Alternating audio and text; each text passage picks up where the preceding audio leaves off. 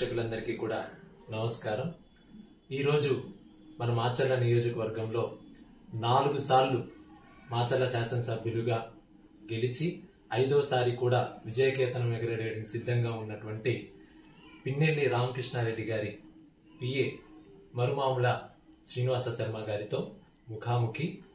నాకు తెలిసి శ్రీనివాస శర్మ గారు అంటం కంటే కూడాను రాజకీయ చాణక్యుడు అని ముద్దుగా పిలుచుకుంటారు ఈయన్ని. ఆయనతో ఈరోజు మై టీవీ ముఖాముఖి ప్రోగ్రాం. నమస్కారం సార్. దాదాపుగా మాచర్లలో రాజకీయ నాయకులందరూ కూడా మిమ్మల్ని ముద్దుగా రాజకీయ చాణక్యుడు, రాజకీయ దురంధరుడు అని పిలుస్తారు. దానికి మీ స్పందన ఏంటి సార్? ముందుగా మై టీవీ ఛానల్ యాజమాన్యానికి, మై టీవీ ఛానల్ చూస్తున్నటువంటి వీక్షకులందరికీ కూడా నా నమస్కారములు. మీరు అడిగిన ప్రశ్నకు ఆ రకంగా పిలుపుకునే స్థాయి అయితే నాకైతే లేదు. అదే అభిమానంతో వ్యక్తిగతంగా వారు కొందరు పిలుచుకుంటారు, కానీ ఆ స్థాయి అయితే నేను లేదనుకుంటున్నాను. మనిషి ఎలా సింపుల్ గా ఉన్నారో ఆన్సర్ కూడా అలానే సింపుల్ గా వస్తున్నది. 2019లో చరిత్ర సృష్టించేటువంటి విధంగా గొప్ప మెజారిటీతో వైఎస్ఆర్సీపీ గెలుపొందటం, వైఎస్ఆర్సీపీ ప్రభుత్వం ఫామ్ అవటం జరిగింది. మరి 2024లో అనేక పార్టీలు కలిసి ఒక కూటమిగా ఏర్పాటయ్యి 2024 ఎలక్షన్స్ కి సిద్ధమై వస్తున్నారు. మరి అదే 2024 ఎన్నికల్లో వైఎస్ఆర్సీపీ పార్టీ అనేటువంటిది మళ్ళీ ఫామ్ అవుతుందా? దాని మీద మీ స్పందన. ఖచ్చితంగా గెలుస్తుంది. దానికి ప్రధాన కారణం ప్రీతమ ముఖ్యమంత్రులు వైఎస్ జగన్మోహన్ గారు ఏ ఆశయంతో పార్టీ స్థాపించారో, వాళ్ళ తండ్రి గారైన దివంగత నేత రాజశేఖర గారి పేరు మీద పార్టీ స్థాపించారు. ఆయన ఆశయం ఏదైతే ఉందో రైతులకు, పేదలకు, ఈ రాష్ట్ర అభివృద్ధికి ఆయన ఏ రకంగా అయితే కట్టుబడి ఉన్నారో, ఆయన అకాల మరణం చెందిన తర్వాత ఈ రాష్ట్రం మరి ఒక రకంగా చెప్పడం అనాథగా మిగిలిపోయింది. ప్రత్యేకంగా మనం ఉమ్మడి ఆంధ్రప్రదేశ్ కూడా విడిపోయి ఉన్నాము. ఆ తరుణంలో 2014 ఎన్నికల్లో ఆ రోజు కూడా ఇదే కూటమి గుర్తుపెట్టుకుని ఉన్నది. ఆ రోజు వారు చెప్పే మాయ మాటలు అయితేమి, వారు ఇచ్చినట్టు అమలుగానే హామీలు అయితేమి, లేదు కొంతమంది సామాజిక వర్గం లేదా మేధావి వర్గం కావచ్చు, అభివృద్ధి కోరుకునేవారు ఆ రోజు ఏం కోరుకున్నారంటే, చంద్రబాబు నాయుడు గారు 40 సంవత్సరాల రాజకీయ అనుభవం ఉంది, ఆయనైతే ఈ కొత్త రాష్ట్రానికి అభివృద్ధి చేస్తారని చెప్పి కొంత నమ్మారు. వారు మేనిఫెస్టోలో రుణమాఫీ పెట్టారు, డ్వాక్రా రుణమాఫీ పెట్టారు, నిరుద్యోగ యువతులకి 3,000 నిరుద్యోగ భృతిని ఇస్తా ఉన్నారు. ఈ రకమైన అలవిగల హామీలతో ప్రజలను మభ్యపెట్టి ఆ రోజున అధికారం రావడం జరిగింది. అయినప్పటికీ కూడా ఆ రోజున జగన్మోహన్ రెడ్డి గారు 67 అసెంబ్లీ నియోజకవర్గాలతో ప్రతిపక్ష స్థానంలో ఉండి కేవలం 1.25% ఓటు షేర్ తేడాతో మాత్రమే ఓటమి పాలన జరిగింది. అయినా కూడా పట్టుదలగా 5 సంవత్సరాలు ప్రతిపక్షంలో ఉండి ఆ రోజున ప్రభుత్వాన్ని కూడా ఎదిరించి పేదపక్షాన్ని నిలబట్టడం వల్లనే 2019లో ప్రజలు వాస్తవాలు తెలుసుకున్నారు. చంద్రబాబు నాయుడు అమలుగాని హామీలను మనం మోసపోయాము, మన కోసం నిలబడే ప్రజానాయకుడు, మరి తండ్రి ఆశయం కోసం పెట్టిన పార్టీ అయినటువంటి వైఎస్ఆర్ కాంగ్రెస్ పార్టీ అధికారంలో వస్తేనే మన బతుకులు బాగుపడతాయని చెప్పి విశ్వసించారు పేద ప్రజలు. అందరూ కూడా మరి అఖండమైన మెజారిటీతో జగన్మోహన్ గారిని ముఖ్యమంత్రి చేసుకోవడం జరిగింది. మళ్ళీ 24లో ఎందుకు గెలుస్తారని నేను బలంగా ఎందుకు చెప్పగలుగుతున్నానంటే, 2019లో మేనిఫెస్టోలో ఏదైతే హామీలు ప్రకటించారో ఆ హామీలు తూతా తప్పకుండా ఒక డేట్ పెట్టి మాట తప్పకుండా పేదలకు ఇచ్చిన వాగ్దానాలు కానీ, పాదయాత్ర వాగ్దానాలు కానీ అమలుపరుస్తూ ఈ గత 5 సంవత్సరాల కాలంలో కూడా ప్రతి ఒక్కరు కూడా అమలుపరిచి సంక్షేమ రారాజుగా జగన్మోహన్ గారు పేద ప్రజల గుండెల్లో నెలకొన్నారు. ఈ యొక్క సంక్షేమం పేదలుగా రాష్ట్ర అభివృద్ధి కూడా జరిగింది. ఈ 2 కారణాలతో బలంగా కూడా ప్రజలు మళ్లీ గెలుపుకో సిద్ధంగా ఉన్నారు. ఎప్పుడైతే ఈ ప్రజల్లో జగన్మోహన్ గారి గురించి అభిమానం పెంచుకున్నారో, మనం ఒంటరిగా గెలవలేము, మన పని అయిపోయిందని చెప్పి ఎప్పుడు టీడీపీ భావించిందో, మరి అప్పటిదాకా ఒకరికొరకు తిట్టుకొని కొట్టుకొని దూరంగా ఉన్న పార్టీలు కూడా మరి కేవలం జగన్మోహన్ ఓడించడానికి కోసమే ఒకటే, వాళ్ళ సిద్ధాంతం లేదు, ఒక విలువ లేదు, ఓ రాజకీయంగా కూడా మేము ఇది చేస్తాము, ప్రజలకి మంచి చేస్తామని చెప్పే ధైర్యం కూడా వారికి లేదు. కేవలం మేము జగన్మోహన్ రెడ్డి గారిని ఓడించడం కోసమే ఒకటి అవుతున్నాం అని చెప్పి కూడా స్పష్టంగా చెప్పారు.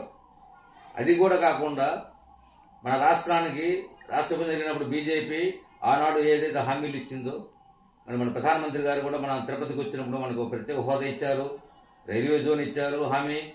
విభజన హామీల్లో అనేకం కూడా మనకు విశాఖ ఉక్కు ఫ్యాక్టరీకి మనం ఆంధ్ర హక్కుగా ఏదైతే సాధించుకుందో దాన్ని కూడా మనకు ప్రైవేట్ చెప్పినట్టుగా చేయడం కూడా నిర్ణయం తీసుకున్నారు. అయినప్పటికీ కూడా ఈ మూడు పార్టీలు పుట్టతోడు కూడా ఒక్క మనిషి ఓడించడానికి ఇన్ని కుయుక్తులు బట్టి కూడా రేపు ఎన్నికల క్షేత్రం రాబోతున్నాయి. కానీ ప్రజలు అమాయకులు కాదు, మేధావి వర్గం ఉంది ఇక్కడ, రాష్ట్ర భవిష్యత్తు పొందిన యువత ఉంది.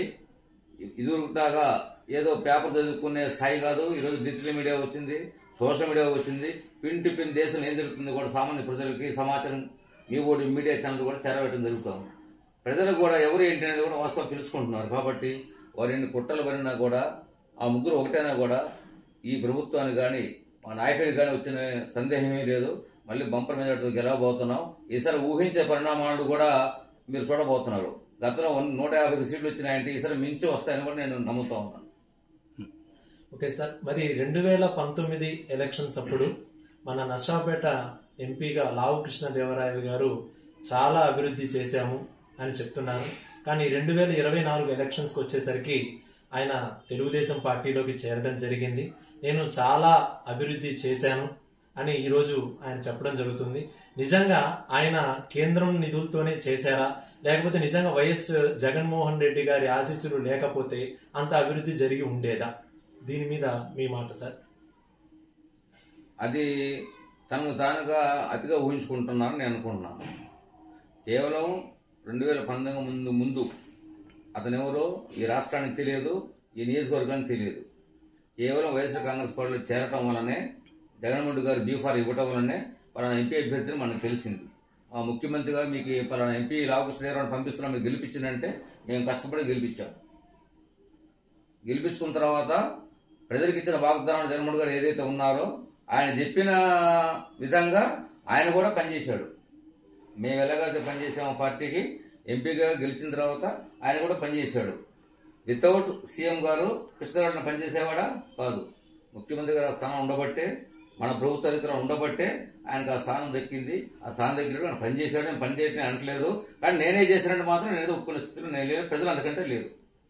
ఏదైనా జగన్మోహన్ రెడ్డి గారి ఆశీస్సుల ద్వారానే ఆ అభివృద్ధి జరిగిందని గట్టిగా విశ్వసిస్తున్నాను. ఎందుకు చెప్తున్నానంటే మాచర్ల నియోజకవర్గంలో 70 సంవత్సరాలుగా వర్క్ ప్రాజెక్టు రైతులంగా దశాబ్ద కోరిక.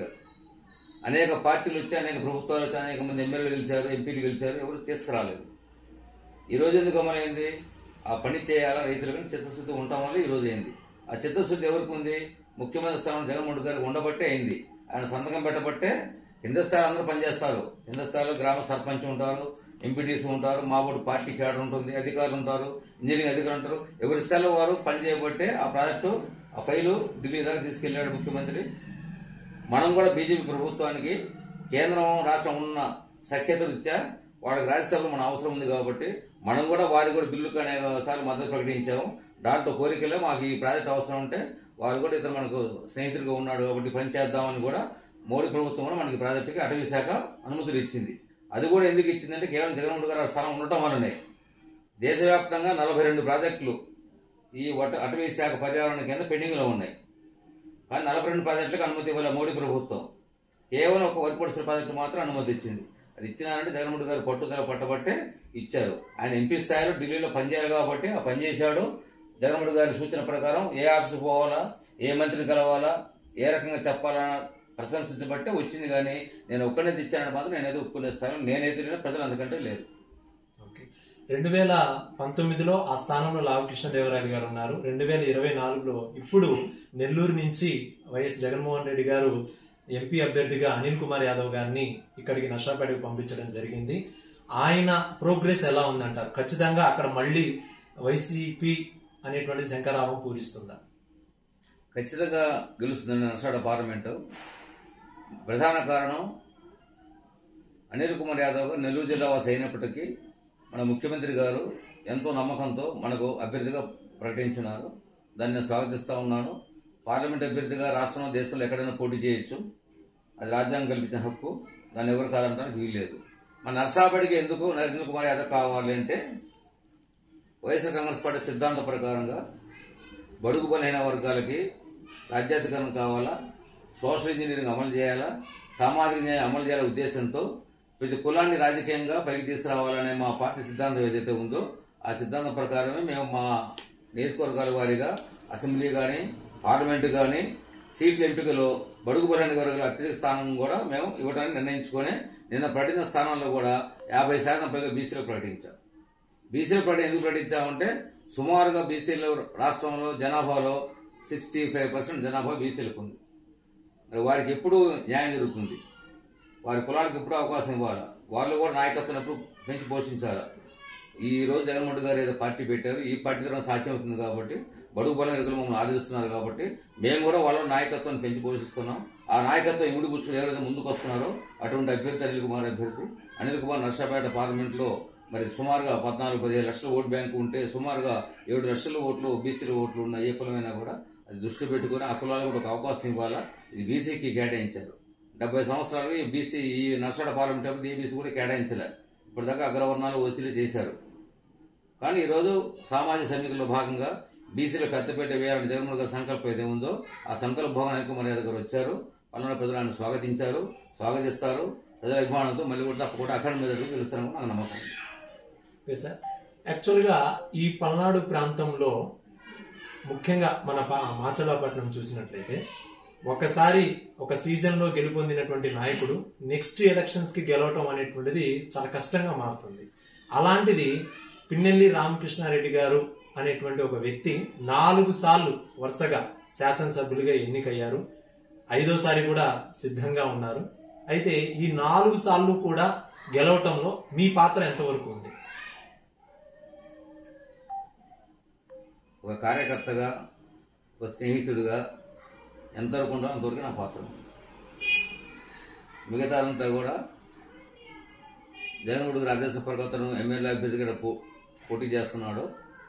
జగన్మోహన్ గారి బలం, ఆ పార్టీ బలం, ముఖ్యంగా ఈ మాచర్ల నియోజకవర్గంలో ఉన్న పార్టీ కేడర్ నాయకులు కానీ కార్యకర్తలు కానీ అతను విశ్వసించారు, అతని కోసం ప్రచారం చేశారు. ఎమ్మెల్యే గారి నమ్మకంతో ప్రజలు కూడా ఆశీర్వదించారు. ఆశీర్వాదంతో 2009 గెలవడం జరిగింది.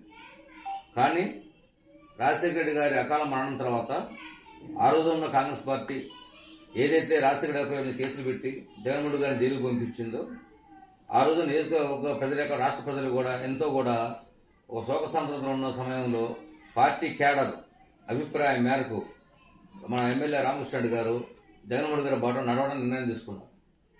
ఆ నిర్ణయం ప్రకారమే ఆయన 2012లో ఉప ఎన్నికలు ఎదుర్కొన్నారు.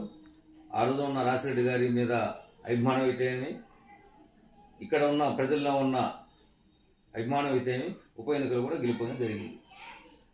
మరలా 2014లో కూడా కాంగ్రెస్ పార్టీ అధికారం ఉండి ఆ 3 సంవత్సరాలు ఏదైతే జగన్మోహన్ గారు ఇబ్బంది పెట్టిందో దాన్ని మేము ప్రజలకు తీసుకెళ్లగలిగాం, ప్రజలను చైతన్యం చేయగలిగాం. రాజశేఖర గారు చనిపోయిన తర్వాత మన రాష్ట్రానికి దిశ ఒక జగన్మోహన్ గారే, నేను ఆయన పార్టీలోకి వెళ్ళాను, నన్ను ఆశీర్వదించని చెప్పి మళ్ళీ 2014లో కూడా వెళ్ళాం. మేము ప్రతిపక్ష స్థానం ఉన్నా కూడా ఈ ప్రజల కోసం నిలబడ్డందుకు మద్దతుగా వారు ఆశీర్వదించి 2014లో గెలుపొందడం జరిగింది. దురదృష్టవశాత్తు అధికారం రాకపోయినా 2014-19 వరకు ఈ నియోజకవర్గంలో ప్రభుత్వంపై పోరాడి ఆ రోజులో ప్రతిపక్షం ఉన్నా కూడా అనేక నిధులు తీసుకురాబట్టి ఈ నియోజకవర్గం కూడా అప్పుడు కూడా అభివృద్ధి చేయగలిగాం. కానీ ఒక నమ్మకం అనే దానికి నిదర్శనమే రామకృష్ణ గారు. నాయకుల్లో కానీ కార్యకర్తల్లో కానీ ప్రజలు కూడా స్థానికంగా అందుబాటులో ఉండి ఏ సమస్య వచ్చినా వ్యక్తిగతంగా వచ్చినా తన స్థాయిలో తనకున్న పలుకుబడితో తనకున్న స్థాయిలో కూడా అతను ఈ నియోజకవర్గానికి అందుబాటులో ఉండి ఏదైతే సేవ చేశాడో ఆ సేవ గుర్తింపులో భాగంగానే 2019లో కూడా తిరిగి గెలవడం జరిగింది. ఈ 5 సంవత్సరాల కాలంలో మరి మేమేది ప్రజలకు ఏదైతే వాగ్దానం ఇచ్చున్నామో, ఆ జగన్మోహన్ గారు ఏదైతే వాగ్దానం ఇచ్చున్నారో ఆ వాగ్దానాన్ని ఒక సమయం ప్రకారం నిర్దేశించిన లక్ష్యాలను తీర్చుకుంటూ ప్రతి డిపార్ట్మెంట్లో ప్రతి సమస్య కూడా మా దగ్గర సమాధానం ఉంది, అభివృద్ధి చేసే ఉంటాను. దానికి ఉదాహరణ ఈ నియోజకవర్గంలో పేద ప్రజలకి సుమారు 3,000 కోట్ల రూపాయల సంక్షేమాన్ని అందించాం, ప్రతి కుటుంబానికి అందించాం. అదే రకంగా 3,000 కోట్ల రూపాయలతో నిధుల అభివృద్ధి కూడా చేశాం. ఒక వైద్య రంగంలో కావచ్చు, విద్యారంగంలో కావచ్చు, రహదారులు కావచ్చు, ఏ రంగం తీసుకున్నా కూడా మా పాత్ర, ఎమ్మెల్యే గారి పాత్ర ఈ అభివృద్ధిలో ఆయన హస్తంలో ఉంది. కాబట్టి అన్ని ప్రజలు ఆశీర్వదిస్తారు. ఏదైతే గత ఎన్నికల్లో వరికపొడి శిల సాధించి పని ప్రారంభించకపోతే నేను రాజకీయాలు ఓట్లాడగలను కూడా చెప్పిన మొనగాడు ఎమ్మెల్యే గారిని చెప్పవచ్చు. ఆ పట్టుదలనే ఈ 5 సంవత్సరాల కాలంలో 2 సంవత్సరాలు కరోనా పోయినా కూడా మిగతా 3 సంవత్సరాల కాలంలో ముఖ్యమంత్రి గారిని మెప్పించి ఢిల్లీ స్థాయిలో ప్రయత్నాలు చేసి అటవీ శాఖ అనుమతులు కానీ, పర్యావరణం కానీ, జలవనరుల శాఖ క్లియరెన్స్ కానీ, కృష్ణా వాటర్లో ఉన్న సమస్య అనుమతులు కానీ, క్షేత్రస్థాయిలో అటవీ శాఖ మేము రెవెన్యూ భూమి 52 ఎకరాలు అప్పచెప్పాం. ఆ అనుమతులు కానీ అన్ని తీసుకొచ్చి మరి 3 నెలల క్రితం మా ముఖ్యమంత్రి గారి పేరు మీదుగా ఈ శంకుస్థాపనను చేసి ఈ రైతాంగానికి కూడా ఒక అభయం ఇచ్చాడు. మేము ఉన్నాము, ఈ ప్రాజెక్టు ఆమోదం వచ్చింది, మేము చిత్తశుద్ధిగా పనిచేస్తాము అని మాట ఇచ్చాము. ఈరోజు పనిచేస్తాము. ఈ రకంగానే ప్రజలు ఆయన నమ్మకం కలిగించుకున్నాడు. ప్రజలు కూడా ఆయన నమ్ముతా ఉన్నారు. మళ్ళీ 2024 కూడా ఖచ్చితంగా గెలుస్తాడు. దాంట్లో ఎవరికి సందేహం అవసరం లేదు. పెట్టుకోవద్దని కూడా నేను చెప్తా ఉన్నాను. పులివెందుల సభ నుంచి ఎంపీ స్థానాలని, ఎమ్మెల్యే స్థానాలని ప్రకటించారు. ఆంధ్రప్రదేశ్ మొత్తం కూడా ఎలక్షన్స్ అనగానే మాచర్ల నియోజకవర్గం వైపు చూసేటువంటి విధంగా మన 2024 ఎలక్షన్స్ జరగబోతున్నాయి. అయితే 2024 ఎలక్షన్స్లో 5వసారి మళ్ళీ శాసనసభ్యులుగా సార్ పేరు రామకృష్ణారెడ్డి గారి పేరు ప్రకటించడం జరిగింది. 5వసారి ప్రకటించడం జరిగింది కాబట్టి 2024 ఎలక్షన్స్లో మీ పాత్ర ఏ విధంగా ఉండబోతుంది? గత 4 అసెంబ్లీ ఎన్నికల్లో నేను ఎటువంటి పాత్ర పోషించానో మరలా కూడా అదే సహకారం, అదే పార్టీ పని చేసి మళ్ళీ ఆయన గెలవడానికి కృషి చేస్తాను. ముఖ్యంగా నేను ఒక్కనేదో నా పాత్ర అనేది కాదు. ఈ నియోజకవర్గంలో వైఎస్ఆర్ పార్టీ బలంగా ఉంది. కార్యకర్తలు పూర్తి స్థాయిలో ఎన్నికల రణక్షేత్రానికి సిద్ధంగా ఉన్నారు. దానికంటే ముఖ్యంగా మరి ఎమ్మెల్యే గారికి అన్నదండగా రాముడు లక్ష్మణుడు ఎలాగ ఉంటాడో వారి సోదరుడు పిన్నెల్లి వెంకటరాముడు గారు రాష్ట్ర విభజన నాయకుడు, మరి ఆయన వంతు యువతలో కానీ మరి అండగా ఉంటూ పార్టీకరం చురుగ్గా పాల్గొంటూ పార్టీని బలోపేతం చేస్తున్నాడు. అందరి సహకారంతో నా వంతు పాత్ర కూడా కలిపి ఖచ్చితంగా మా శాసనసభ్యుల్ని గెలిపించుకొని మరోసారి ముఖ్యమంత్రిగా జగన్మోహన్ గారిని చూడటానికి కూడా ఎదురు చూస్తున్నాము. కేవలం తాత్కాలిక 50 రోజుల విరామం మాత్రమే. మళ్ళీ మా ప్రభుత్వం కొనసాగుతూ ఉంది. దాంట్లో ఏం సందేహం లేదు. దానికి ఖచ్చితంగా గెలుస్తాను కూడా విశ్వసనీయంగా చెప్తాను. ఈ 2024 ఎలక్షన్లో ప్రతిపక్షం మీకు గట్టి పోటీ ఇస్తుందని ఏమన్నా అనుకుంటున్నారా? నాకున్న రాజకీయ అనుకూలత అయితే నేనైతే అనుకోవడం లేదు. ఎందుకంటే ఎన్నికలు వచ్చినప్పుడు ప్రతి పార్టీ అభ్యర్థి నిలబెడతారు, పోటీ చేస్తారు. దాంట్లో కాంగ్రెస్ పార్టీ ఉంటుంది, కమ్యూనిస్టు ఉంటారు, బీజేపీ, బీఎస్పీ అనేక పార్టీలు ఉన్నాయి. ప్రధానంగా ఈ రాష్ట్రంలో అధికార పక్షం, ప్రతిపక్షం తెలుగుదేశం కాబట్టి మా ప్రత్యర్థి తెలుగుదేశం పార్టీ కిందనే ఉంటుంది. అయినా అది గెలుస్తారంటే ఆ గెలిచే స్థాయి ఇంకా రాలేదు. ఈ రాష్ట్రంలో అతనికి స్థానం లేదు. 2024 ఎన్నికలతో చంద్రబాబు నాయుడు పార్టీ కనుమరుగు ఖాయం. ఇక్కడ కూడా మన రామకృష్ణ గారిని ఎందుకు గెలుస్తారని మళ్ళీ అంటున్నానంటే ఇక్కడ క్షేత్రస్థాయి వైఎస్ కాంగ్రెస్ పార్టీ 70% ప్రజల్లో ఓట్ బ్యాంకులో సుస్థిరంగా ఉంది కాబట్టి మళ్ళీ మేము ఘంటాపదం గెలుస్తాము.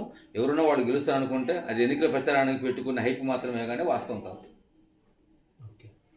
ఇప్పుడు మాచర్ల నియోజకవర్గమే కాకుండా పల్నాడు ప్రాంతం మొత్తం కూడా రామ లక్ష్మణుడుగా అని పిలువబడుతున్నటువంటి మన రామకృష్ణారెడ్డి గారి గురు అలానే వెంకటరామిరెడ్డి గారి గురించి మీ ఒపీనియన్ ఏంటి?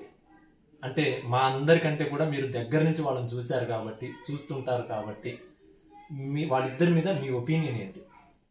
మీ ప్రశ్న సమాధానం. రామలక్ష్మణ్ ఉన్నారు కాబట్టి ఈ రామలక్ష్మణులు ఎలా ఉన్నారో వీరిద్దరు కూడా అదిలాగా కలిసి ఉన్నారు. ఒకరి మనసు ఒకరు ఎరిగి పార్టీ కోసం ఇద్దరు కూడా కష్టపడుతున్నారు. ఆ ఇద్దరి కష్టం ఇక్కడ కాంగ్రెస్ పార్టీ కార్యకర్త బలంతో మరి గత 13 సంవత్సరాలుగా ఈ వైఎస్ఆర్ కాంగ్రెస్ పార్టీని ఏ రకంగా అయితే వాళ్ళు ఇక్కడ బలోపేతం చేస్తున్నారు. మరి వీరి నాయకత్వాన్ని అప్పగించినందుకు జగన్మోహన్ గారికి మేము పార్టీ తరఫున మేము కొత్తగా తెలుపుతా ఉన్నాము. పిన్నెల్లి వెంకటరామిరెడ్డి గారు కావచ్చు, నేను కావచ్చు, మా పార్టీలో సామాన్య కార్యకర్తలు అందరూ కూడా సమానమే. పార్టీని గెలిపించుకోవడం మా ప్రధాన ఉద్దేశం.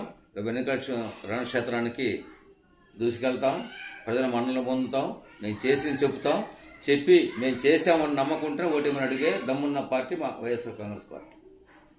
ఏ పార్టీ కూడా నేను ఇది చేశాను అని ఓటు అడిగే స్థానం వాళ్ళకి లేదు. మభ్యపెట్టే స్థాయి వాళ్ళకు ఉంది. మేము చేశాము, ఇష్టం ఉంటేనే, నచ్చితేనే, మంచి జరిగితేనే పనిచేసి ఓటేయమని అడిగే కార్యకర్త దమ్మున్న పార్టీ మాది. మా కాళ్ళ దగ్గర వేసుకొని చెప్తాం మా పార్టీ గురించి. మా నాయకుడు దమ్మున్న నాయకుడు జగన్మోహన్ రెడ్డి గారు. మేము చేశాము, ఓట్లేమని అడిగే స్థాయి ఉంది. ఆ స్థాయిలోనే ఇక్కడ అన్నదమ్ములతో కూడా పనిచేస్తున్నారు పార్టీకి. శాసనసభ్యుడిగా ఆయన పనితీరు ప్రశంసనీయం. ప్రజలకు అందుబాటులో ఉంటాడు. ఏ కష్టం వచ్చినా కూడా, ఏ వర్గం వారు వచ్చినా కూడా రాజకీయాలకు అతీతంగా, పార్టీలకు అతీతంగా సమస్యలు స్పందించే గుణం ఎమ్మెల్యే గారికి ఉంది. దయాగుణం ఉంది, సేవాగుణం ఉంది, దైవభక్తి మెండుగా ఉంది, దేవుడు ఆశీస్సులు ఉన్నాయి. ఖచ్చితంగా 2004లో మా విజయాన్ని ఎవరు కూడా ఆపలేరు. ఈసారి మేము ఆయన్ని మంత్రిగా కూడా చూడబోతున్నాం అని చెప్పి పల్నాడు ప్రజల తరపున నేను కూడా ఆకాంక్షిస్తున్నాను. 2024లో మళ్ళీ శాసనసభ్యులుగా రామకృష్ణారెడ్డి గారు గెలుపొందిన తర్వాత మాచర్ల ఈ పల్నాడు ప్రాంతం అభివృద్ధి గతంలో ఎలా ఉండబోతుంది, గతంలో ఎలా ఉంది, ప్రస్తుతం ఎలా ఉంది, ఫ్యూచర్లో ఎలా ఉండబోతుంది? 2019 ముందు చూసుకుంటే మాచర్ల అభివృద్ధి పరంగా వెనుకబడిన మాట వాస్తవం. సరే, కొద్ది గొప్ప గత 20 సంవత్సరాలుగా 2004 రాజశేఖర గారు ముఖ్యమంత్రి అయిన దగ్గర నుంచే అభివృద్ధి ప్రయాణం సాగింది. అభివృద్ధి పనులు కొనసాగుతున్నాయి. మధ్య మధ్య ప్రభుత్వం మారినప్పుడు కొద్దిగా వెనుకంజ వేసినా మళ్ళీ ఈ 5 సంవత్సరాల్లో కొంతమేరకు మేము అభివృద్ధి చేయగలిగాం, అనుకున్న సాధించగలిగాం. ఆ లక్ష్యాలను కూడా అనుమతులు పొంది అభివృద్ధి పదంలో దూసుకెళ్తూ మధ్యలో పనులు జరుగుతూ ఉన్నాయి. ఈ పనులు కొనసాగింపుగా కాకుండా మరింత వేగంగా ఈ మాచర్ల నియోజకవర్గాన్ని అన్ని రంగాలు అభివృద్ధి చేయడానికి మేము సిద్ధంగా ఉన్నాం. ఎందుకంటే శాసనసభ్యుడికి ఏ గ్రామంలో చూసినా ఎక్కడ సమస్య ఉంది, ఏం చేయాలనేది ఆయనకు విజన్ ఉంది. ఆ విజన్ ప్రకారమే ప్రతి రంగంలో కూడా ఆయన చూస్తున్నాడు.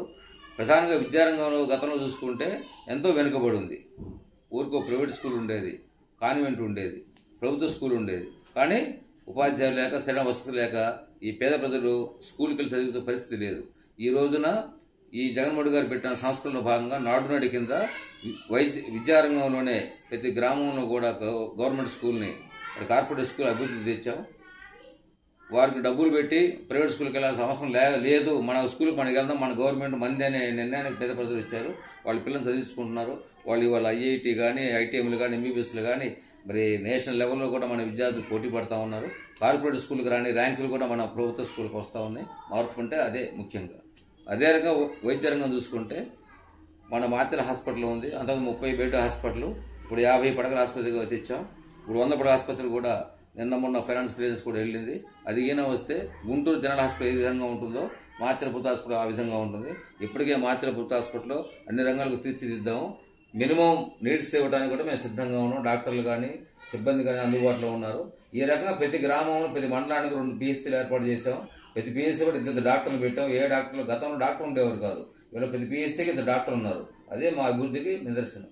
మరి ప్రజలు అనేక పనుల కార్యాలయాల చుట్టూ తిరిగేవారు. ఇదివరకు మండల ఆఫీస్కి, ఎంఆర్ ఆఫీస్ తిరిగేవాళ్ళు. ఈ రోజున ఎక్కడ తిరిగే పని లేకుండా గ్రామ స్థాయిలోనే ఒక సచివాలయ వ్యవస్థ ఏర్పాటు చేసి 10 మంది ప్రభుత్వ సిబ్బందిని కూడా నియమించి మరి వారికి కావాల్సిన పనులను కూడా తక్షణమే ఇచ్చే విధంగా లంచాలు తావు లేకుండా ఆన్లైన్ విధానంలో ఏ సర్టిఫికేట్లను కూడా ఇచ్చే ఏర్పాటు చేస్తున్నాము. ప్రజలు వాళ్ళ స్థానం అందుబాటులో ఉంటే, సచివాలయ స్థానం అందుబాటులో వాళ్ళు పనులు చేసుకుంటున్నారు. ప్రజలపైన మా మీద నమ్మకం ఉంది. అదే అభివృద్ధి దర్శనం కూడా నేను చెప్తా ఉన్నాను. ఓకే, ఇప్పుడు వరకు రాష్ట్ర రాజకీయ చరిత్రలో ఏ నాయకుడు చెప్పనటువంటి విధంగా నేను మంచి చేస్తేనే మీరు నాకు ఓటేయండి అని చెప్పి వైఎస్ఆర్సీపీ పార్టీ అధ్యక్షులు జగన్మోహన్ రెడ్డి గారు ఘంటాపదంగా చెప్పడం జరుగుతుంది. దానికి మీరేమంటారు? స్వాగతిస్తున్నాను నా మాటకి. ప్రజలు కూడా ఏం కోరుకున్నారంటే విసిగిపోయారు. గత 70 సంవత్సరాలుగా ఎవరిని నమ్మాలా, ఎలా నమ్మాలా, ఏ పార్టీ నమ్మాలా, ఏ నాయకుని నమ్మాలో అర్థం కాక 5 ఏళ్ళు ఎన్నికలు వస్తున్నాయి, మారుతున్నారు, పోతున్నారు. ఇవాళ నిజమైన నాయకుడు ప్రజలకు మాట ఇస్తే మడమ తప్పకుండా, తూచా తప్పకుండా ప్రతి వాగ్దానం అమలుపరుస్తూ సంక్షేమాన్ని, ప్రజల అభివృద్ధిని కాంక్షిస్తూ ఉండే ఒకే ఒక్క నాయకుడు వైఎస్ఆర్ కాంగ్రెస్ పార్టీ అధ్యక్షులు ముఖ్యమంత్రి జగన్మోహన్ రెడ్డి గారు. ఆయన నమ్మారు. ఆ నమ్మకాన్ని ఆయన కూడా నిలబెట్టుకుని ఎలక్షన్లో ఇచ్చిన వాగ్దానం కూడా 5 ఏళ్లుగా అమలు పరుస్తూ ఆ నమ్మకాన్ని ఇంకా పెంపొందించగలిగాడు. కాబట్టి నేను చేశాను అని చూసి నమ్మితేనే ఓట్లు ఏమన్నాడంటే ఆయన యొక్క సమర్థత, ఆయన విశ్వసనీయతకి నిదర్శనం జగన్మోహన్ రెడ్డి గారు. ప్రజలు ఆయన నమ్ముతా ఉన్నారు. ఆ నమ్మకాన్ని కూడా గెలిపిస్తామని అనుకుంటున్నాను. వైఎస్ఆర్సీపీ పార్టీ నియోజకవర్గ స్థాయిలో కావచ్చు, గ్రామాల స్థాయిలో కావచ్చు, ఎక్కడైనా సరే ఎస్సీలకి, ఎస్టీలకి, బీసీలకి పెద్దపీట వేశారు అని చెప్తా ఉన్నారు.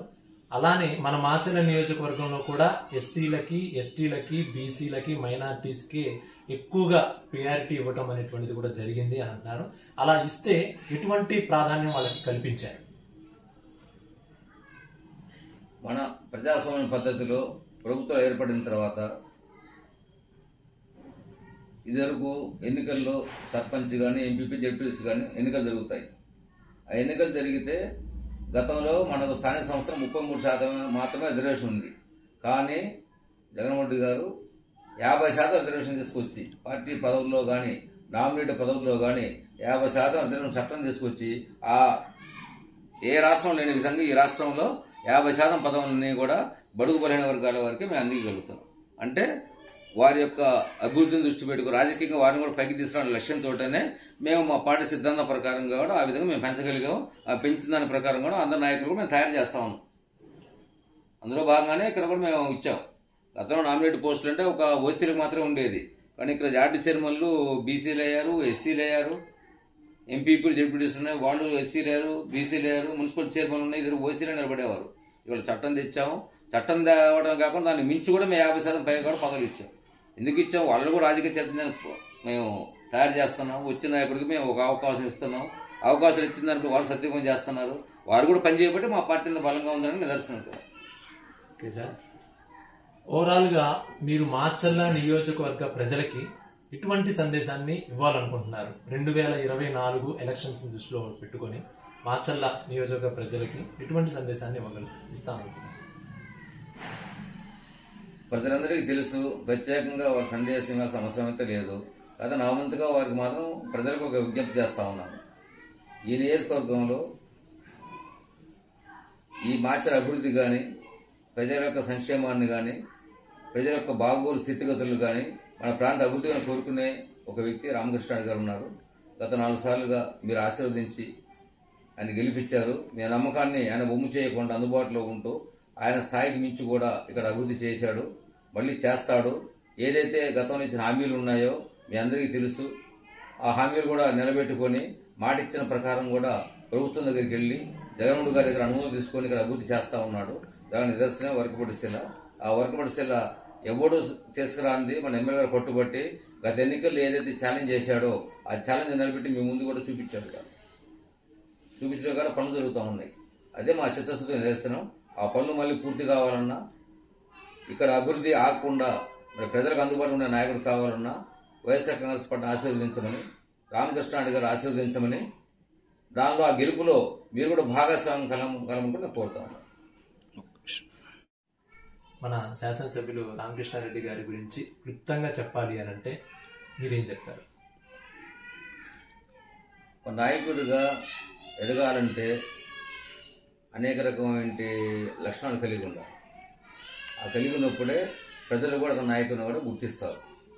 ప్రధానంగా మన మాచర్ల ప్రాంతంలో మన ఎమ్మెల్యే గారిని ప్రజలు ఎందుకు ఇంత తన సొంత మనిషిగా చూసుకుంటున్నారంటే, ఏ గ్రామంలో ఉన్నా మనకు ఎక్కువ కూడా ఎస్సీ, ఎస్టీ, బీసీ, మైనారిటీ, గిరిజన తండాలు ఉన్న జనాభా కలిగిన ప్రాంతం, ఎక్కువ కలిగి పేదవారు. వారి కొద్ది గొప్ప ఆర్థిక స్తోమత ఉండి లేక వారి కుటుంబాలు జరిగే శుభకార్యాలు కావచ్చు, అనుకోకుండా వచ్చే ఆపదలు ఉండే కార్యక్రమాలకు చాలా ఆర్థికంగా ఇబ్బంది పడే పరిస్థితి ఉంది. ప్రధానంగా ఉండటమే కాకుండా ఏదైనా ఆసుపత్రికి వెళ్ళాలన్నా, ఏదైనా కార్యాలయానికి వెళ్ళాలన్నా తక్షణమే మనకు ఎమ్మెల్యే గారి ఇంటి తలుపు తడితే నేనున్నాను అనే ఒక భరోసా ఉన్నట్టు అనేది ఒక పెద్ద పెద్ద నమ్మకం. ఆ నమ్మకం ఎప్పుడైతే కలిగించాడు ఆయన, ఇక్కడ ప్రజలు ఎస్సీలు కావచ్చు, బీసీలు కావచ్చు, గిరిజనులు కావచ్చు, సొగాలీలు కావచ్చు, వారింటి ఏ శుభకార్యాలన్నా వారి యొక్క సొంత కుటుంబ సభ్యుడిగా మన ఎమ్మెల్యే గారిని పిలుస్తూ ఆహ్వానిస్తారు. ఆ ఆహ్వానాన్ని ఆయన తప్పకుండా ఆయన అందుబాటులో ఉంటే ప్రతి కార్యక్రమానికి కూడా ఖచ్చితంగా వాళ్ళ ఇళ్ళకి వెళ్తాడు, వాళ్ళని ఆశీర్వదిస్తాడు, వాళ్ళ కుటుంబ సభ్యులతో కలిసి భోజనం చేస్తాడు. అదే కాకుండా వాళ్ళ కష్టం వస్తే నేనున్నాననే దానికి నిదర్శనం ఏంటంటే, ఏదైనా హాస్పిటల్లో చేర్చాలన్నా, వారికి అనుకోని ఆపదలు వచ్చి ఏదైనా ప్రమాదం జరిగినా అంబులెన్స్ పంపించడం కానీ, ప్రభుత్వ వైద్యులను వాడి కుటుంబ ఇళ్లకే పంపించి వైద్యం చేయించడం కానీ, ఉన్నత మెరుగైన వైద్యం కావాలంటే నర్సాపేట కానీ గుంటూరు పంపించడం కానీ, ఆయన దగ్గర ఉండి వాళ్ళ కుటుంబ సభ్యులు ఎవరైతే సోదరులు ఉంటారో అదే సోదరు ఒక నాయకత్వం ఎమ్మెల్యేగా తీసుకొని బాధ్యత తీసుకొని ఆ కుటుంబం అండగా ఉండటం వల్లనే వాళ్ళకి పెద్ద ప్రజలుగా ఆయనకు అండగా ఉంటున్నారు. మరొక ముఖ్యంగా ఏంటంటే, కరోనా సమయంలో దేశవ్యాప్తంగా ప్రపంచవ్యాప్తంగా ఎవరు ఏ రకంగా ఇబ్బంది పడడం చూసాం. డబ్బు ఉన్నా పొలం ఉన్నా వాడు అగ్రవర్ణమైనా పేదవాడైనా కరోనా అనేది అందరూ సమానంగా చూపించింది. ఆ సమయంలో మరి అనేక రాష్ట్రాల నుంచి చేతులు ఎత్తేసాయి. కానీ ఒక జగన్మోహన్ గారి నాయకత్వంలో అన్ని అభివృద్ధి పనులు ఆగినా సరే ఆలస్యమైనా సరే ముందు మనం పేద ప్రవాహాన్ని ఆదుకోవాలా, పనులు లేకుండా కరోనా కాలంలో ఇళ్లలో ఉన్నారు, వారికి ఆర్థికంగా కనీసం అన్నమైనా పెట్టాలనే ఏదైతే ప్రభుత్వం సంకల్పించిందో ప్రభుత్వ సహకారంతో పాటు శాసనసభ్యులు మరి ఆయన కూడా మరి కరోనా అంటే అందరికి భయమే, కానీ ఆయన ధైర్యాన్ని మించుకొని ప్రజల కోసం మరి సమాజానికి వచ్చి వారికి కావాల్సిన నిత్యావసర వస్తువుల పంపిణీ కానీ, కూరగాయల పంపిణీ కానీ, మెడిసిన్ పంపిణీ కానీ, మరి శానిటేషన్ కానీ, మాస్కులు కానీ ఆయన వ్యక్తిగతంగా పార్టీ పరంగా మేము అందించి 6 నెలల కాలంలో కూడా మేము ప్రజలకు అందుబాటులో ఉంటున్నామంటే ప్రతి పేదవాడు కానీ ప్రతి కుటుంబం కానీ మా ఎమ్మెల్యే మా కోసం ఉన్నాడు కాబట్టి ఆయనకు అండగా నిలబడాలా, ఆయనకు ఆయన ఓటేయాలనే దానికి నిదర్శనమే కరోనా సమయంలో ఆయన చేసే సేవ కొనేవని కూడా నేను భావిస్తున్నాను. అదే భావన వాళ్ళ మనసులో ఉంది. మా నాయకుని గెలిపించుకోవాలని తపన వారికి ఉంది. ఈసారి గెలిపించుకోవడం మన నష్టం జరుగుతుంది కాబట్టి మన ఎమ్మెల్యే గారిని, మనకు అండగా ఉండే నాయకుడిని, మరి ఇంత అభివృద్ధి చేస్తున్న నాయకుడిని గెలిపించుకోవాలని పట్టుదల కసి వారిలో ఉంది. వారు తప్పకుండా పనిచేస్తారు, గెలిపిస్తారు. మరోసారి కూడా రామకృష్ణారెడ్డిని గెలవటానికి ఆ పేద ప్రజల ఆశీర్వాదం బలం. ఈ 2024 ఎన్నికలకి మహాకూటమి ఏర్పడింది. తెలుగుదేశం, జనసేన, బీజేపీ ఈ 3 పార్టీలు కలిసి ఒక కూటమిలా ఏర్పాటై 2024 ఎలక్షన్స్కి సంసిద్ధమని వస్తా ఉన్నారు. దాని మీద మీ అభిప్రాయం ఏంటి? 2024లో మేము సిద్ధం ప్రకటించిన తర్వాత సంసిద్ధం అంటున్నారు. అది కూడా చంద్రబాబు ఒంటరిగా సిద్ధంగా లేక మరో 2 పార్టీలు కలుపుకొని ఇప్పుడు సంసిద్ధం అంటున్నాడు. ప్రజలు మమ్మల్ని గెలిపితే ఎప్పుడో సిద్ధమయ్యారు. వారేదో ఎన్నికల కోసం, రాజకీయ లబ్ధి కోసం తాత్కాలికంగా పెట్టిన ఒక అపవిత్ర కూటమి అది. ప్రజలు ఆశీర్వదించరు. ప్రజలు ఆల్రెడీ జగన్మోహన్ గెలిపించడానికి సిద్ధమైపోయారు. ఎందుకంటే ఎప్పుడైతే ఒక బలవంతులు ఎదుర్కోవడానికి ఇంతమంది వస్తున్నారంటే మా నాయకుడు, మా పార్టీ బలవంతం వాళ్ళే చెప్తున్నారు. మేము ఒంటరిగా మిమ్మల్ని ఓడించలేము, 3 పార్టీలతో వస్తున్నామంటేనే మా బలం ఎంత ఉందనేది ప్రజలకు అర్థమైపోయింది. పోనీ వారు ఎందుకు గెలిచారు? ఈ రాష్ట్ర అభివృద్ధి కోసం కలిశారా? లేదు. ఎందుకు? గతంలో కూడా కూటమి కట్టారు. అప్పుడు అభివృద్ధి చేశారా? అభివృద్ధి చేయలేదు కాబట్టే వాళ్ళలో కొట్టుకున్నారు, వాళ్లే తిట్టుకున్నారు, మళ్ళీ విడిపోయారు. మళ్ళీ ఈరోజు మళ్ళీ మమ్మల్ని ఓడించడానికి వాళ్ళు ఒకటవుతున్నారు. వాళ్ళకి విలువలు లేవు, విశ్వసనీయత లేదు, వారికి సిద్ధాంతం లేదు. ఇదే చంద్రబాబు నాయుడు గారు మన ప్రధానమంత్రిని మోడీని మనం ప్రతి ఒక్క భారత పౌరుడు మన ప్రధానంగా మనం గౌరవించుకుంటాం. అటువంటి వ్యక్తిని గౌరవించాల్సిన వ్యక్తిని కూడా ఒక ముఖ్యమంత్రి గారి స్థానంలో ఉండి ఒక దేశ ప్రధాని పట్టుకుని ఎలా మాట్లాడాడో దేశ ప్రజలు కూడా తెలిసింది. ఒక టెర్రరిస్ట్ అన్నాడు, ఒక కుటుంబ బాధ్యతలు నెరవేర్చలేని ఒక అసమర్థుడు అన్నాడు, వ్యక్తిగత నీచ స్థాయికి కూడా దిగజారు. కానీ మా నాయకుడు అలా ఎప్పుడు మాట్లాడలేదు. కేంద్ర రాష్ట్రాన్ని కూడా సఖ్యతల ప్రకారమే గౌరవిస్తున్నాం, సిద్ధాంతం ప్రకారం మా పార్టీ నడుపుతున్నాం. వారికి అలా నడపరు, పార్టీ నడిపే విధానం లేదు. కేవలం రాజకీయ అధికారం కావాలా, అధికారం వచ్చిన తర్వాత దోచుకోవడం కావాలా. ఆ దోచుకోవడానికి కోసమే ఇన్ని పార్టీలు కలుస్తున్నాయి. ఇన్ని పార్టీలు కలిసి ప్రజలు కూడా చైతన్యవంతులు అయ్యారు. ఎవరు ఏం చేసింది తెలుస్తా ఉంది. బీజేపీ ఉంది, ఈ స్థానంలో ఆ బీజేపీకి స్థానం లేదు. ఎందుకు? మన రాష్ట్రం విడిగొట్టిన తర్వాత కేంద్ర ప్రభుత్వం ఏదైతే మనకు పునర్విభజన చట్టం ప్రకారం ఇవ్వాల్సిన హామీలు ఉన్నాయో అమలు చేయలేదు. కాంగ్రెస్ పార్టీ ఏదైతే రాష్ట్ర విడగొట్టి కనుమరుగైపోయిందో ఇక్కడ బీజేపీ కూడా ఈ 10 ఏళ్ల కాలంలో ఏం చేయలేదు కాబట్టి ఆ బీజేపీకి స్థానం లేదు. ఓ రాజకీయ పార్టీ ఎందుకు పెడతారు? ప్రజలకు మేము మంచి పని చేస్తాము, ఆ పార్టీలు చేయడానికి భిన్నంగా మేము చేస్తాము అంటే ప్రజలు ఆదరిస్తారు. మరి పవన్ కళ్యాణ్ పార్టీ పెట్టారు, దేనికోసం పెట్టారు? తను పార్టీ సిద్ధాంతంలో ప్రజలను అభివృద్ధి చేయడానికి, ఈ రాష్ట్ర అభివృద్ధి కోసం పార్టీ పెట్టాడు. స్వాగతించాలి కూడా ఎవరైనా. మరి ఆయన ఆ పనిలో ఉన్నాడా? లేదే. కేవలం ఎన్నికల్లో తెలుగుదేశం పార్టీ గెలిపించడానికే ఆయన ఒక పాత్ర పోషిస్తున్నాడు. ప్రజల కోసం పార్టీ పెట్టలేదు, ఈ రాష్ట్ర అభివృద్ధి కోసం పార్టీ పెట్టలేదు. మరి ఒక పార్టీ పెట్టినప్పుడు మాయావతి గారు ఉన్నారు, కాంశీరామ్ గారు ఉన్నారు, ఎంతో మంది పార్టీలు పెట్టారు. వాళ్ళు ప్రధానమంత్రులు అయ్యారు, ముఖ్యమంత్రులు అయ్యారు, కేంద్ర స్థాయిలో, రాష్ట్ర స్థాయిలో వారి యొక్క సిద్ధాంతం ప్రజలకు తీసుకెళ్లారు, ప్రజలు ఆశీర్వదించారు, ఆదరించారు. ఇతను కూడా మేము కూడా పార్టీ పెట్టారు, జగన్మోహన్ గారు పార్టీ పెట్టారు, 14 ఏళ్ళు కష్టపడ్డాం. ఒకసారి ప్రతిపక్ష స్థానం ఇచ్చారు, ఇప్పుడు ముఖ్యమంత్రి స్థానం ఇచ్చారు. ఒక స్థానం ఇచ్చి మనం ప్రజల్లోకి వెళ్ళాలి, మనం ఏం చేస్తాము, ఏం చేయగలుగుతామని చెప్తే వాళ్ళు ఆశీర్వదిస్తారు. నేను మీకు ఏం చేయను, ఏం చెప్పను, ఒక చంద్రబాబు నాయుడు గెలిపిస్తాను లేదా ఒక జగన్మోహన్ ఓడిస్తానంటే పార్టీ పెట్టాల్సిన అవసరం లేదు. మీరు ఆ పార్టీలో కలిస్తే ఇంకా మంచిది, తెలిసిపోతుంది, మీ చీకటి యొక్క రహస్యపడం తెలిసిపోతుంది. కాబట్టి కేవలం స్వార్థం కోసం పార్టీలు పెట్టకూడదు, ప్రజల కోసం పార్టీ పెట్టాలి. ఇవాళ 3 పార్టీలు కలిశాయంటే స్వార్థం కోసం కలిశాయి. అది ఒక అపవిత్ర కూటమి, ప్రజలు తిరస్కరిస్తారు, వారికి విలువలు సిద్ధాంతం లేదని కూడా నేను భావిస్తాను. ప్రజలు కూడా అదే ఆలోచన ఉన్నారు. ప్రజల ఆలోచన నేను చెప్పగలుగుతున్నాను. సో ఓవరాల్గా పిన్నెల్లి కుటుంబం అంటే 2 మాటలు మీ ఉద్దేశం?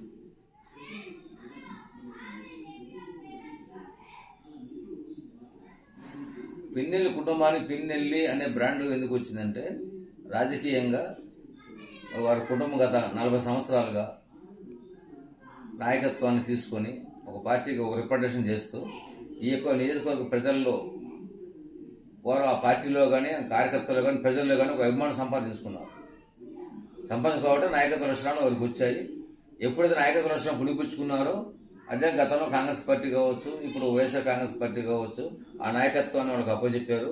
వారు కూడా ప్రజలకు అందుబాటులో ఉంటూ సేవారంగంలో కానీ రాజకీయ రంగంలో అభివృద్ధి చేస్తూ ఉండబట్టే ఆ పిన్నెల్లి కుటుంబానికి ఇక్కడ ఒక బ్రాండ్ అంబాసిడర్, ఏదంటే వ్యాపారానికి పెట్టుకుంటారు కొంతమందిని హీరోల్ని, అట్లా కాకుండా ప్రజల కోసం ఏదైతే నిలబడి పనిచేస్తా ఉన్నాడో అటువంటి పులిపుచ్చుకున్న లక్షణాన్ని వ్యక్తి మన రామకృష్ణారెడ్డి గారు కావచ్చు. గతంలో వాళ్ళ కుటుంబంలో గెలిచిన శాసనసభ్యులు ఉన్నారు.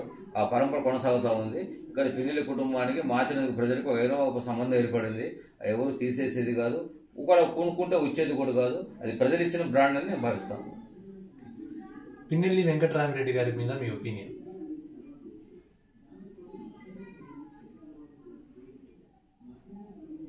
అన్నకన్నుగా ఉండే ఒక అణుగు సోదరుడు. ఒక సోదరుడు అంటే ఎలా ఉండాలో దానికి నిరసన వెంకటరామరెడ్డి గారు. ఒక పార్టీలో క్రమశిక్షణ కార్యకర్తగా ఎలా పనిచేయాలి, పార్టీని ఏ దిశలో అభివృద్ధి చేయాలి, పార్టీ బలోపేతానికి తన వంతుగా ప్రజలకు ఏ రకంగా అండగా ఉండాలి అనే దానికి వెంకటరామరెడ్డి గారు ప్రతి కార్యకర్తని పేరు పెట్టి పిలవడమే కాదు, వారి కష్ట సుఖాల్లో కానీ పార్టీ యొక్క అభివృద్ధి ప్రచార కార్యక్రమంలో కానీ జగన్మోహన్ గారు ఇచ్చిన ఆదేశ ప్రకారం తూచా తప్పకుండా పాటించే వ్యక్తి. దాంట్లో స్వార్థంలో ఎప్పుడైతే మనలో ఉండదో నిస్వార్థంగా పార్టీకి పనిచేస్తామో అప్పుడే మనకు ఒక నాయకత్వానికి ఒక పేరు వస్తూ ఉంది. ఆ పేరు తీసుకునే వ్యక్తి వెంకటరామరెడ్డి గారు. ఇక్కడ 2 అన్నదమ్ములు కూడా పార్టీకి అంకిత భావంతో పనిచేస్తున్నారు కాబట్టి పిన్నెల్లి బ్రదర్స్ అనేది మాచిలో కూడా అది కూడా ఒక బ్రాండ్ లాగా నిలబడింది. ఆ బ్రాండ్ నిలబెట్టుకుంటాడు, పార్టీకి పనిచేస్తున్నాడు కాబట్టి జగన్మోహన్ గారు దృష్టిలో ఉన్నాడు. అతను కూడా మంచి భవిష్యత్తు ఉంది రాజకీయంగా. ప్రజలు కూడా పార్టీ క్యాడర్ కోరుకుంటా ఉన్నారు. 2024 ఎన్నికల తర్వాత అతను కూడా మంచి భవిష్యత్తు ఉంటుందని ఉండాలని కూడా కోరుకుంటాం. రామకృష్ణారెడ్డి గారికి మాచర్ల పల్నాడు ప్రాంతం అంతా చాలా దగ్గరగా ఉంటారు, మీరు ఇంకా అత్యంత దగ్గరగా ఉంటారు కదా. రామకృష్ణారెడ్డి గారిని మీరు ఏమని సంబోధిస్తారు? రామకృష్ణ సంబోధిస్తాను. ఒక స్నేహిత ధర్మంగా రామకృష్ణ సంబోధిస్తాను. శాసనసభ్యుడు కాబట్టి 10 మందిలో మన ఎమ్మెల్యే గారు మనం గౌరవించుకోవాలి కాబట్టి 10 మంది ముందు కానీ అధికారుల సమావేశాల్లో కానీ పార్టీ సమస్యల్లో కానీ ఎమ్మెల్యే గారిని సంబోధిస్తాను. వ్యక్తిగతంగా అయితే రామకృష్ణ అంటే పిలుస్తాను. ఆ స్వంతం ఆ స్వేచ్ఛ నాకుంది. ఎమ్మెల్యే గారు కూడా నన్ను స్నేహితుడిగా భావిస్తాడు. ఓ స్నేహిత ధర్మాన్ని మేము కట్టుబడే ఉంటాం. టోటల్గా వైఎస్ఆర్సీపీ పార్టీ అంటే మీ ఉద్దేశం? పేద ప్రజలు గుండె చప్పుడు. ఆ గుండె చప్పుడే వైఎస్ఆర్ కాంగ్రెస్ పార్టీ. వైఎస్ఆర్ అంటే రాజశేఖర గారు గుర్తుకొస్తారు, రాజశేఖర గారు అంటే ప్రజలు గుర్తుకొస్తారు, పేద ప్రజలు. దాన్ని ఆశయాలు నిలబెట్టే పార్టీ వైఎస్ఆర్ కాంగ్రెస్ పార్టీ కాబట్టి పేద ప్రజల కోసం ఎవరు ఉంటారు, ఎవరు నిలబడతారని ప్రజలు ఆ పార్టీని హక్కును చేర్చుకున్నారు. జగన్మోహన్ గారు గుండెల్లో పెట్టుకున్నారు. మరి మన ఎమ్మెల్యే గారు ఇక్కడ అందుబాటులో ఉంటారు కాబట్టి పేద ప్రజల గుండెల్లో ఇప్పుడు ఈ వైఎస్ఆర్ కాంగ్రెస్ ఉన్నంత వరకు కూడా అదే పార్టీ ప్రజల గుండెలో ఉంటుంది. అదే జెండా ఈ మార్చిలో ఎదుర్కొంటాం. సో విన్నారు కదా మన మరుమాముల శ్రీనివాస శర్మ గారి రాజకీయ చాణక్యుడి యొక్క 2024 సంబంధించినటువంటి ఎన్నికలకు సంబంధించినటువంటి మాటలు ఆయన ద్వారా మన ముఖాముఖి ప్రోగ్రాంలో వినడం జరిగింది. సో ఓవరాల్గా 2024లో మళ్ళీ ఖచ్చితంగా సిద్ధంతో ప్రజల ముందుకు మేము మళ్ళీ తిరిగి వస్తామనేటువంటి మాటని వారి మాటలో మనం విన్నాము. మాకు ఇంతటి వాల్యుబుల్, మీరు ఇంత బిజీ షెడ్యూల్లో ఉండి కూడా మా ఇంటర్వ్యూకి సహకరించి మీరు మాకు టైం ఇచ్చినందుకు మనస్ఫూర్తిగా కృతజ్ఞతలు తెలుపుకుంటున్నాం సార్. ధన్యవాదాలు.